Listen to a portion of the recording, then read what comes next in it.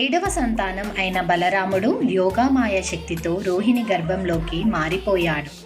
కాలం గడిచిన తర్వాత శ్రావణ మాసం కృష్ణాష్టమి అర్ధరాత్రి సమయంలో దేవకికి 8వ సంతానం జన్మించాడు.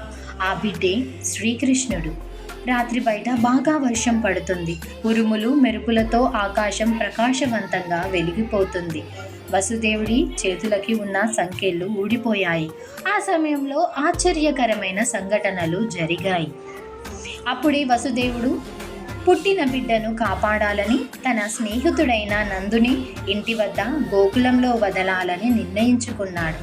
ఆ బిడ్డని మెల్లగా చేతిలోకి తీసుకొని ఒక బుట్టలో పెట్టుకొని తన తలపై పెట్టుకొని గోకులానికి బయలుదేరాడు. గోకులానికి చేరుకోవాలంటే యమునా నది దాటాలి.